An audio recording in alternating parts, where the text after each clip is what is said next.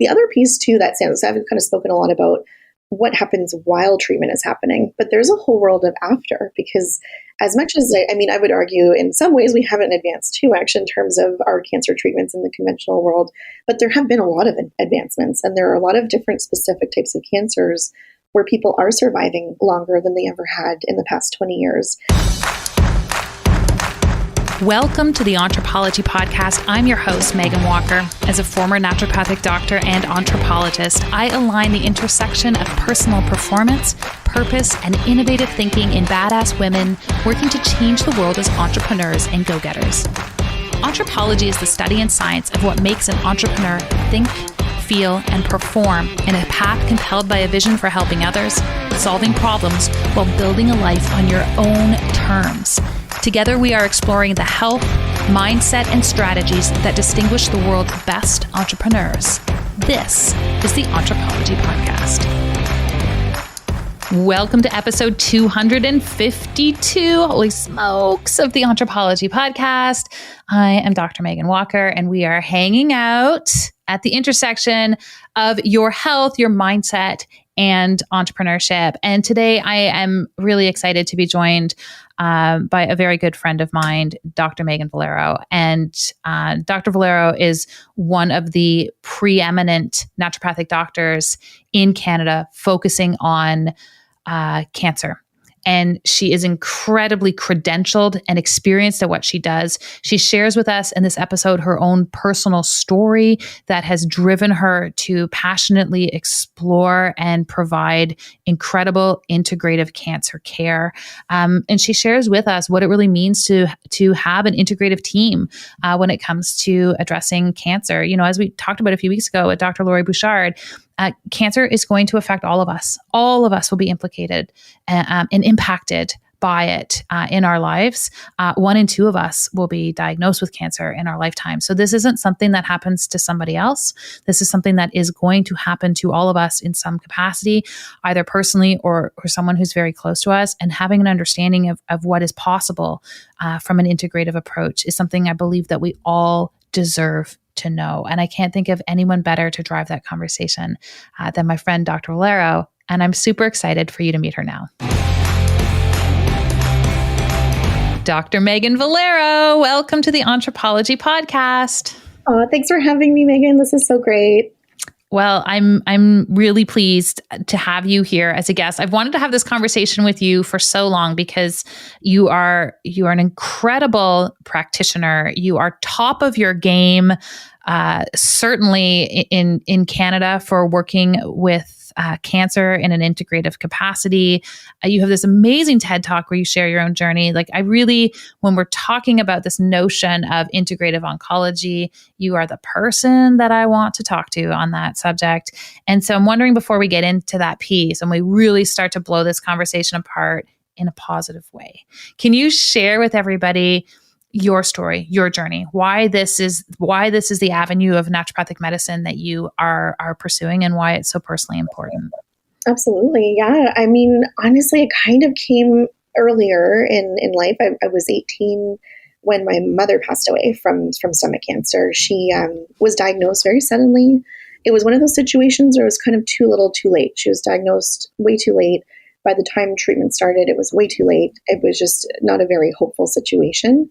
And I mean, I was only 18, so I actually didn't know naturopathic medicine existed back then. I don't think we even had one in my community. So it was something that kind of came onto my radar later in life. But at the time, what was the most frustrating, besides, having this kind of a diagnosis for someone who's so important to you in your life, it was just the fact that when we asked, is there anything else that can be done? The answer was always a resounding no. It was just, it was almost even some judgment as to like, well, why would you even ask that? Like, no, there's nothing. And that was 20 years ago. And the answer is still the same oftentimes in many, many centers. There's, some oncologists that are a bit more open to working together. But in terms of looking outside of what's part of conventional care, there's still not much in terms of what's offered there.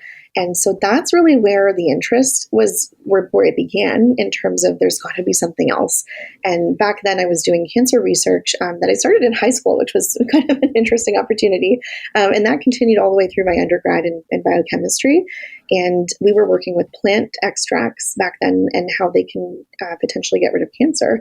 And it worked so well that also piqued an interest in more of the natural side of it. Well, if this plant extract has this capacity, then what else do I have no idea about? And so that really led me to end up at naturopathic medicine. And the cancer piece just naturally kept falling into my lap. And I'm so glad that it did, because it's become such a fulfilling career, and just for my job to be able to give people hope and actually give them concrete tools that gives them a sense of control when you're going through one of the worst diagnoses you can possibly get. It's been amazing to see the life-changing pieces that come from that. So that's kind of how it all began. Well, I really appreciate you sharing that story. And every time you and I have a opportunity to talk about your practice, I can just feel how personal it is to you and these individual stories of patients. And I do appreciate, and I want to really lay the landscape for people that when we're talking about this idea of integrative oncology and different, I'm going to say different sides of the fence, really coming together for the benefit of patients, that is actually what we're talking about. We are not talking about, here is the one way of doing it, and then here is option 2, which I think is what a lot of people think happens when we talk about, naturopathic doctors working in the realm of oncology and with cancer, or integrative physicians working in this realm. They're like, oh, you're on the other side of the fence. And I feel like there's a huge opportunity for us to just be like, wait a second. 1, maybe there's no fence at all. And 2, there's an incredible way that we can start to blend these two systems of medicine. So with that said, can you share with everyone a little bit about your idea of what integrative oncology is and has the potential to be? Right. Well, right now, depending on where people live, most of the time, the integrative piece is something that's created with me as a naturopathic doctor and the oncologist working at the cancer clinic. And we're not under the same roof, but we can certainly work together. And that's where I think there's a bit of an issue in the moment, in terms of it's difficult when the conventional team isn't open, and it does feel like there's that fence, and I'm kind of feeling like I'm peeking over, like, can we still play together? Because I think I can really help here. There's definitely a relationship to be had. So in other places, there's the Cancer Treatment Centers of America. That's a whole different model, and everybody, you meet with your radiation oncologist, your medical oncologist, your naturopathic oncologist. Like, it's a full team effort. That would be ideal to have, everywhere, but we really don't have those everywhere. But it doesn't mean we can't create that relationship. It just kind of puts that a bit, the patient's a bit in the middle in that sense, as sometimes having to create that relationship. Right. And I think that's where a lot of my patients too, just sort of, no one thinks about what they're going to do if they get cancer. You don't really think about the nitty gritty like that. And you just kind of assume that if the diagnosis hits you, all of these options are going to be presented to you. And they often aren't. Like, in terms of going to a cancer clinic, the oncologists their job is chemo, their job is radiation, targeted therapies. It's not really naturopathic medicine. They didn't go to school for that. So for that to kind of come up as an option, usually it's the patient who would need to know that they might need to create that integrative team and put these people on their team, as opposed to having it be offered to them. So it's a bit of extra work that I think in certain cities, that's kind of how it ends up having to be. But yeah, certainly important for us to work together, because again, when it comes to chemo, radiation, and conventional care, there's just so many pieces that we can optimize as naturopathic doctors. We can ensure safety when it comes to integrating the two worlds. Because one of my biggest pet peeves is that us versus them is like, oh, well, you're doing conventional cancer care, so you absolutely can't do anything natural. And there are things that really shouldn't be done. There are things that maybe aren't super safe. And that's why we went to school for as long as we did, to know those things, to know what is harmful, to know what the research is. Because there's so much research to show that, yes, this actually could really impact a person's quality of life, a person's outcomes, their chance of remission, their chance of preventing a recurrence. There's a lot of ways that, as in naturopathic medicine, we can actually impact those statistics. So it's really just about blending the two worlds properly Right. And doing that safely. Right. And, I want to talk and paint a picture for people of what it would be like to work with you. Like, what does that experience in a more granular way look like? Before we do that, you talk about this idea of naturopathic medicine and traditional oncology coming together. I'll be the first to say, I went to school for what felt like a million years. And if I had a patient come to me with cancer, I'm like, and I will refer you as fast as possible because, I do not have the additional expertise to be able to manage those patients. And I actually really would love for you to comment on that additional piece because I love naturopathic doctors. I love functional medicine practitioners. Just because you have that credential does not qualify you to be working with these patients. And I think that's really important for people to understand is there is additional training that can be done. And this is a very important diagnosis, and it is really critical that people understand the credentialing and the breadth of knowledge that a practitioner can have. And so, can you speak to that a little bit? Can you speak to what FABNO is and what some of these other designations are that informed health consumers should know? Absolutely. Yeah. I think in the world of naturopathic medicine, there's different ways of getting that extra education. I was lucky enough to have an adjunctive cancer care shift at CCNM, where I went to school, Canadian College of Naturopathic Medicine, where we both went to school. And that was a year-long program. And depending on each school, they'll offer different programs for that education. But on top of that, there is a designation that kind of was born out of in the United States. We don't have like a Canadian equivalent yet, and people do have this designation. It's just not recognized in Ontario at the moment, but something that hopefully changes in the future. But at the moment, the American credentialing it's a FABNO. The American Board of Naturopathic Oncology, so it stands for FABNO. And so that usually represents that person has gone above and beyond. They've learned everything there is to know in terms of treating cancer safely in the naturopathic context. They've spent hours working under other clinicians. They've done research. They've written articles. They've put in the majority of their practice at this point is oncology. And they've often done some sort of rounds in hospitals even as well as part of the criteria in some cases. So that's definitely something that stands out in terms of the average naturopathic doctor, because we don't all have that level of training when it comes to cancer. And cancer is huge. I mean, just from breast cancer itself, stage 1 to stage 4 are totally two different beasts. And you need to kind of put in that time when we're dealing with cancer to really know what we're dealing with. And that's what kind of creates more reassurance with the conventional team, to know that you're dealing with someone who really knows what they're doing, as opposed to what if they put them on something or herbs or something that's going to interact and actually take away from what we're giving them. And the whole point here is to work together, knowing that there's safety and knowing that there's trust. And so those extra pieces really help to foster that and create that for sure. What red flags should people look out for when they are exploring integrative options with respect to cancer management? Yeah, well, I mean, definitely there's a lot out there when we Google things right now. I would say that that's one red flag. I mean, that stands out as soon as we talk about that for me is just even with patients and watching their journey, there's a lot of educating that people will do on their own online. And there's a lot of different programs out there and a lot of promises out there.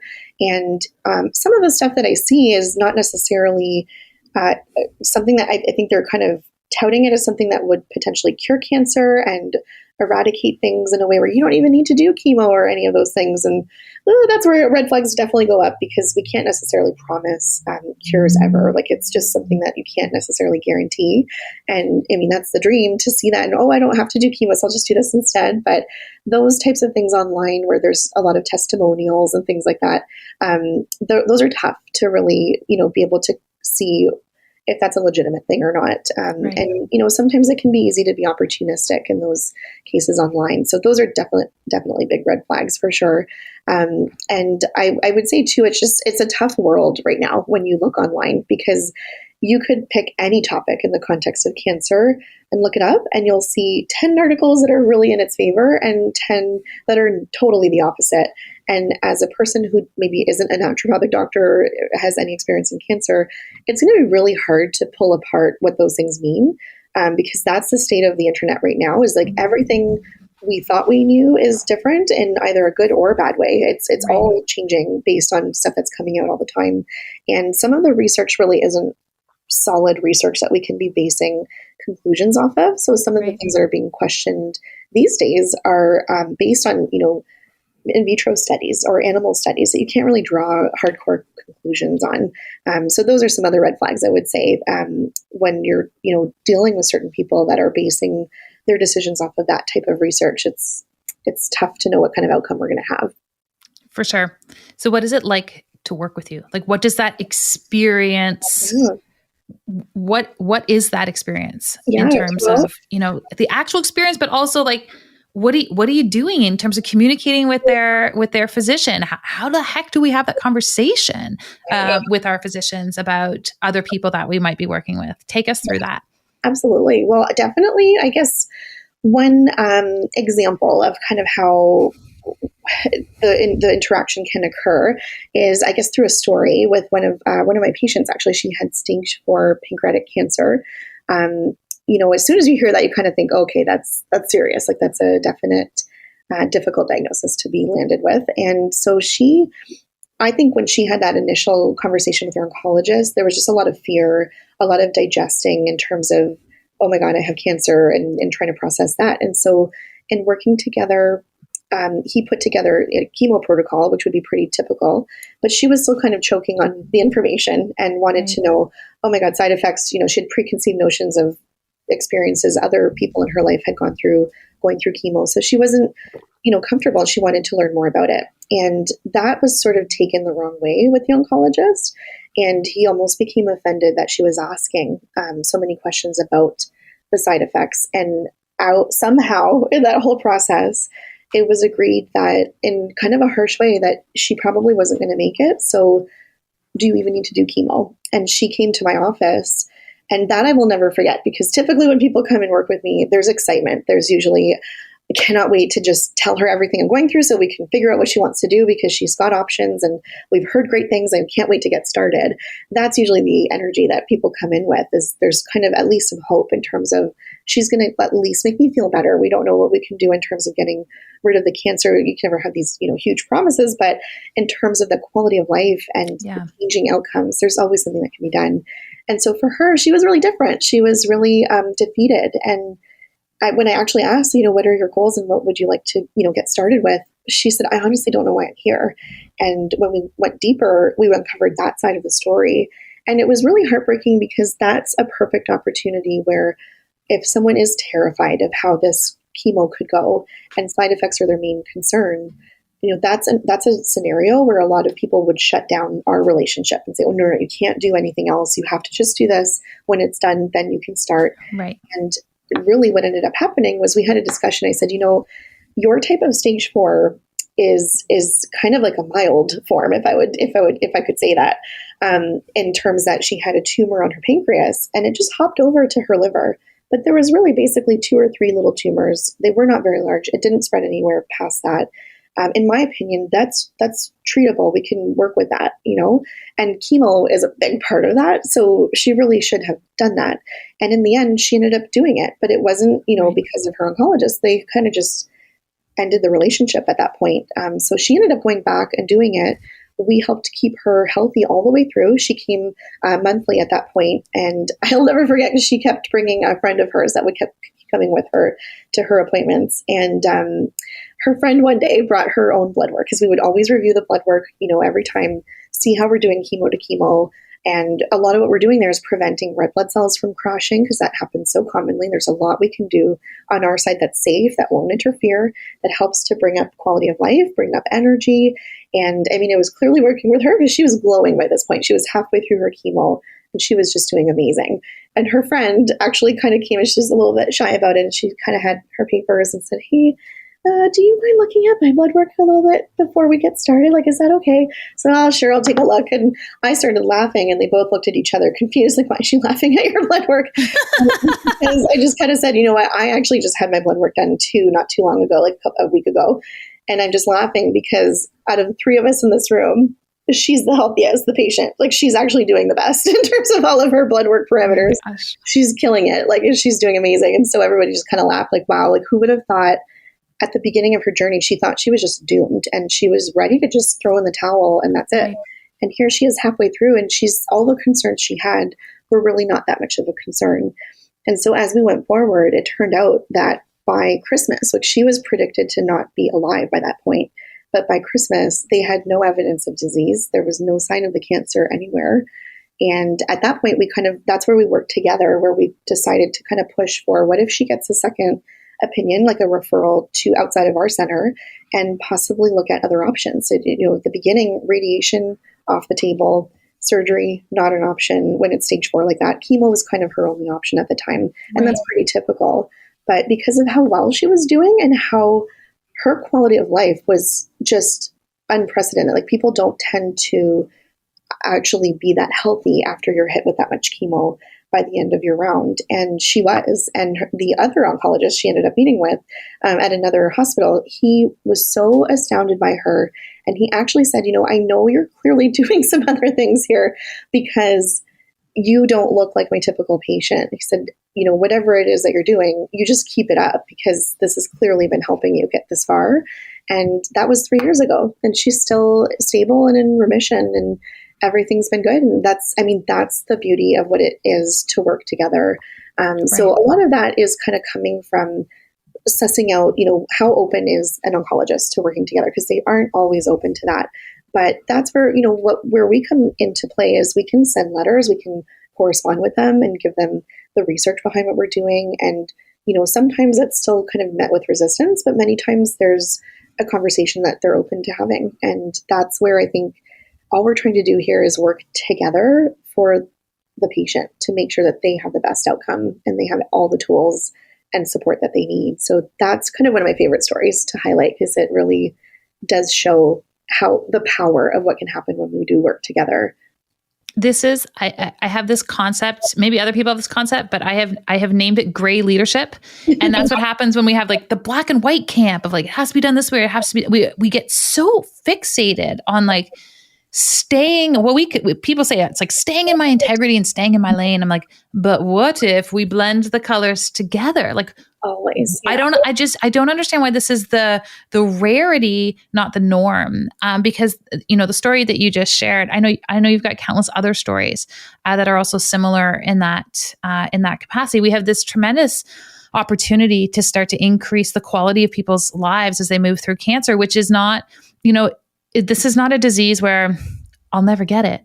This is a disease where every one of us will be touched by it in some capacity, and 50% of us are going to have this diagnosis in our lifetime. So this idea of like, what camp are you going to pick? I'm like a cake and eat it too kind of person. So like, I'm with the gray camp. I'm with the gray camp in the middle, because I really think that's what's actually driving quality of life for patients. That's right. How do we have that conversation with our medical team?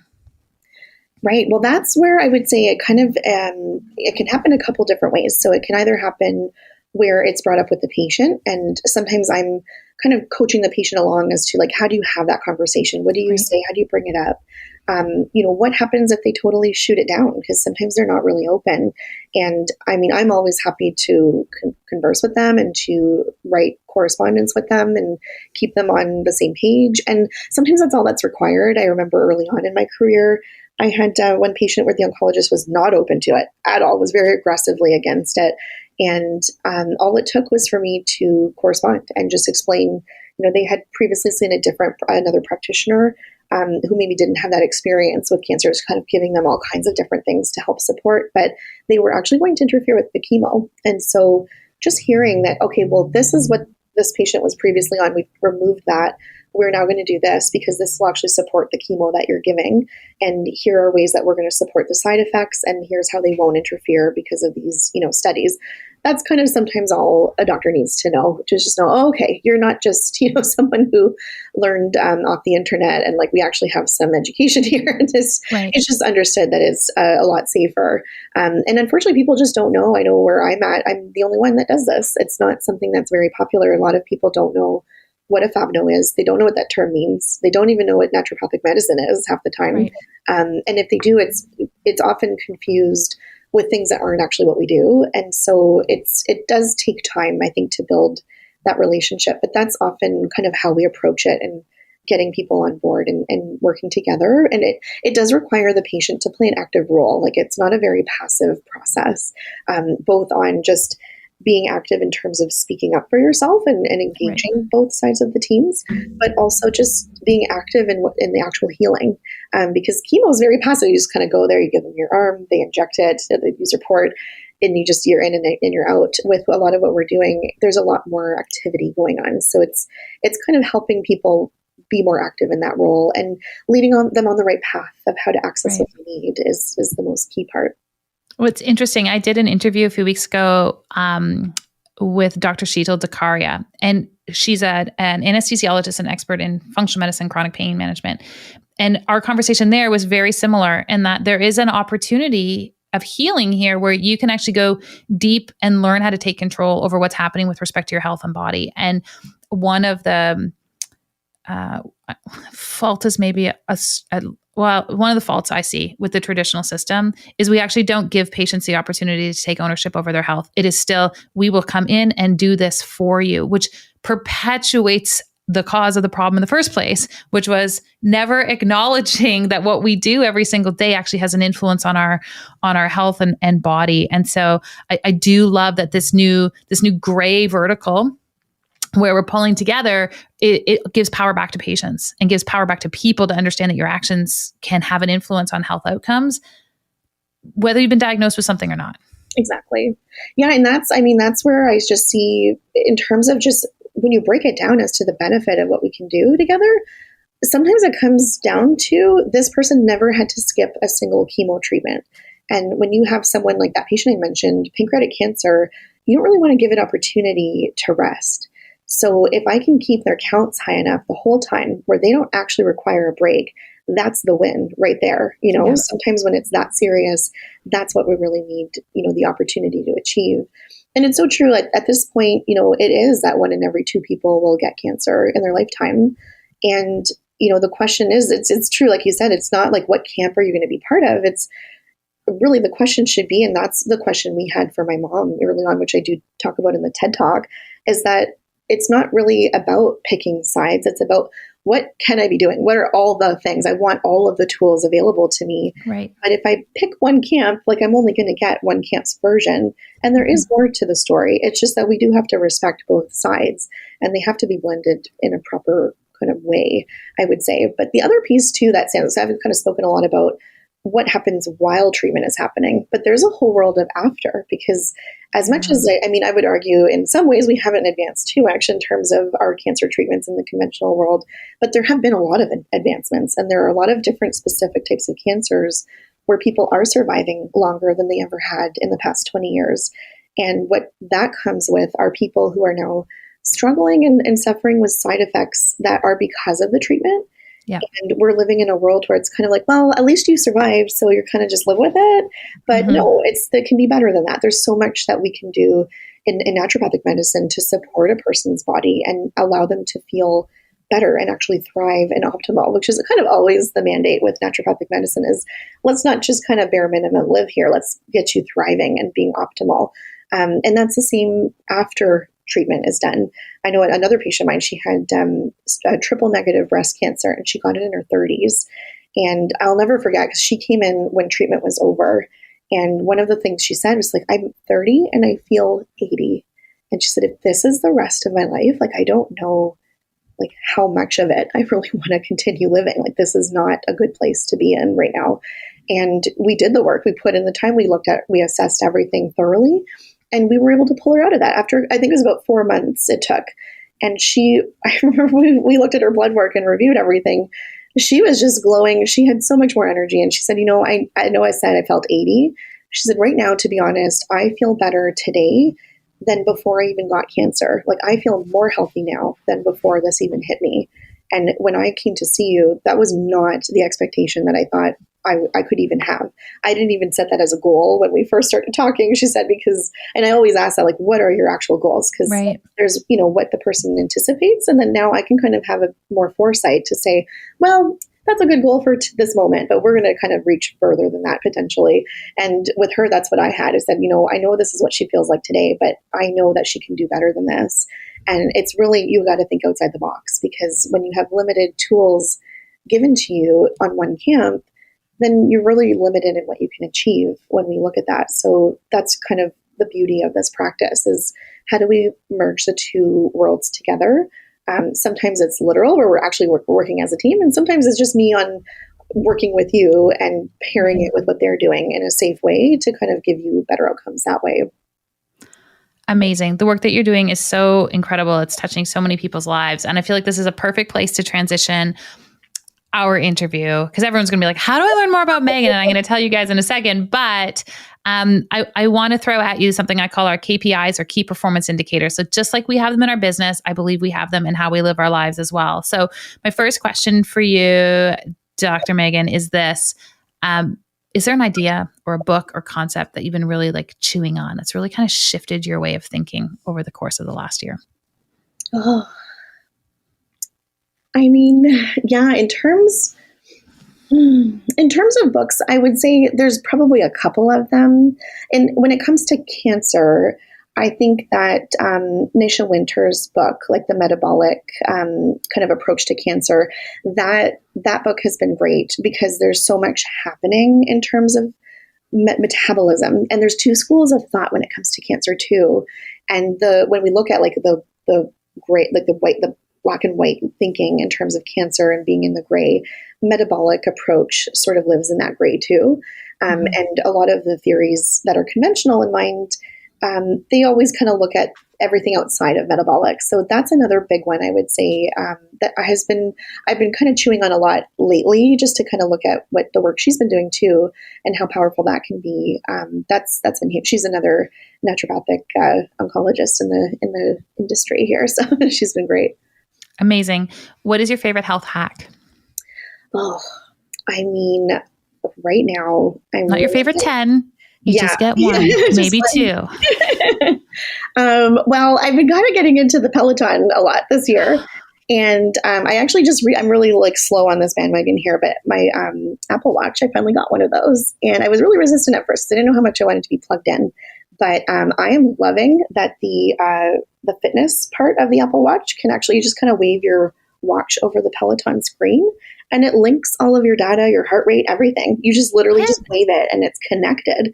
What? And that's been just changing my mornings, because I'm really addicted to those. I didn't know that trick as I lift up my Apple Watch. Yeah, okay. It's really I think it's through Apple, and it's a really neat feature, because then it just keeps track of the numbers. And I mean, since we're talking about KPIs, it's kind of, I've been addicted to those in a big way with my workouts. So while we're KPIing it, how would you define your purpose? Well, definitely, I think in a big way, it's kind of what you said about living in the gray. I've always been like that. I don't know if that's just because I'm a Libra or what that is, always kind of weighing the scales and kind of measuring both sides. But that is like a lot of what we talked about, of just helping people navigate those two worlds and blend them together. And it's been something that's been a part of my life. Even since I was an undergrad, I literally studied it's a Bachelor of Arts and Science, because I couldn't separate the two. It had to be biochemistry. And in the arts, I chose psychology. But that's always been part of my life. It's just, you always have to, you can't ignore the two sides. There's got to be a way to bring them into harmony. And when it comes to cancer, that's my biggest mission. It's what I do every day, is how do we put the two worlds together to give patients their best outcomes. Amazing. Last question for you. Entrepreneurship. Are we born this way, or do we learn to become entrepreneurs? Oh, I mean, I would say definitely. It's black or white here. There's no gray. I know. Hypocrite. I personally feel like there are some people that really just have it in them. I know for myself, I've just always kind of had that piece in me. I don't think I learned really early on after graduating that I can't really work for anybody else and I need to be my own boss. It's just always how I've been. And I recognized that early on that, that was just never going to work out, me working under anybody else. It's just, I have my ways of doing things and I know how I like it and it comes with what it comes with. And that's just me. And I recognize that there are other people who are just not built that way. And they're just not, they just don't want it. So yeah, I think I do honestly, because I'm always great. I do think people can learn, but there's just some people that are born to do that. Yeah. Dr. Meighan Valero, always making everybody feel so welcome. Where can we send people to teach them more about what it is that you are doing in this world? Yeah, so we've got our website for the clinic is valerowellness.com. And then I'm on Instagram at Dr. Valero, is just DOCTOR, the whole word, not the abbreviation. The whole thing. Yeah, the whole thing. And that's pretty much us. We're on social media. We've got our website, and then I've got my TED Talk too. That's on the site there as well. Amazing. Well, we are going to link everybody up in our show notes with access to all of those elements, including your TED Talk. You can find those by heading over to meighanwalker.com/podcast.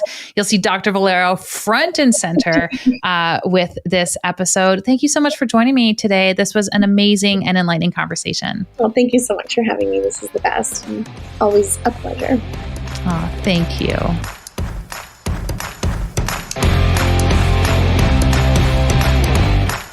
Such a good topic. I've really actually liked this 1-2 punch of talking with Dr. Carrara about integrative approaches to pain, and then talking to Dr. Valero about integrative approaches to cancer. These are things that are going to impact all of us. And, as entrepreneurs and as people who have big missions and visions for what it is that we want to put into this world, the reason I'm so passionate about hanging at the intersection of these two pieces is because we can't do the work we want to do in the world when our health isn't in the way, and when we don't have our body available to us at a moment's notice. And it doesn't mean we're never going to get sick. But if we do, we are purpose-driven people who are like, what is the opportunity that can come out of this? How can I mitigate the effects of traditional treatments? How can I have my cake and eat it too when it comes to dealing with what is probably going to be inevitable for all of us at some point in our life, that there is some health piece that we have to manage either for ourselves or somebody that we love. So I'm really so grateful that I have this incredible network of individuals with such a talented array of expertise with respect to health, and it's honestly such a privilege to share it with all of you. So if you liked Dr. Valero and you're enjoying the podcast, please, like always, I would so appreciate your support. I would appreciate a review on Apple, on Spotify, on Stitcher, not all of them, the one where you're listening to this. It makes a huge difference in terms of us being able to reach more people. And, reaching more people and talking about how we have impact.